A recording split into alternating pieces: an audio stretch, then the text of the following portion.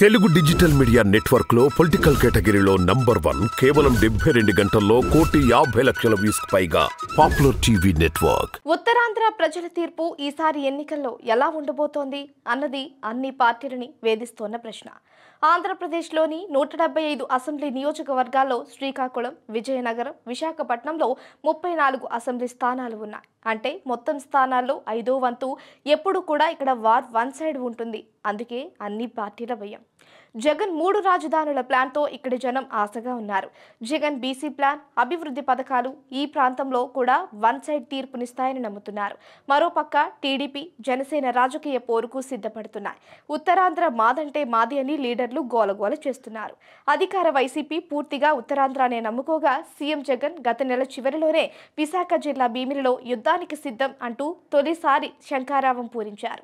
ఇక టీడీపీ అధినేత చంద్రబాబు రా కదిలిరా అంటూ ఇటీవల ఉత్తరాంధ్ర జిల్లాలో గొంతెత్తారు. జనసేన కూడా ఇటువైపే చూస్తోంది.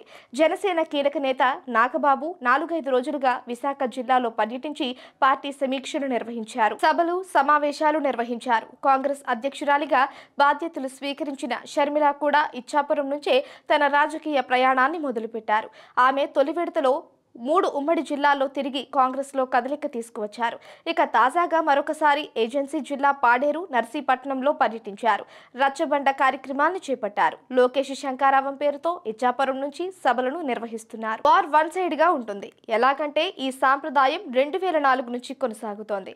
2 సార్లు కాంగ్రెస్ కి మెజారిటీ సీట్లు కట్టబెట్టి ఉమ్మడి ఏపీలో అధికారం కట్టబెట్టారు. ఇక 2014లో టీడీపీ కూటమికి 25 కట్టబెట్టి చంద్రబాబుని ఉత్తరాంధ్ర ప్రజలు సీఎం యోగ్యత కల్పించారు. 2019 నాటికి వస్తే వైసీపీకి 34 సీట్లలో ఏకంగా 28 సీట్లు ఇవ్వగా జగన్ 151 సీట్లతో అధికారం దక్కింది. ఇప్పుడు ప్రధాన పార్టీల కన్ను ఉత్తరాంధ్ర మీద పడింది. మరొకసారి ఏకపక్షం విజయం అందుకోవాలని వైసీపీ ఆరాటపడుతోంది. టీడీపీ కంచుకోట్లను బద్దలు కొట్టేశామని, ఇక తమదే విజయమని వైసీపీ అంచనా వేసుకుంటోంది.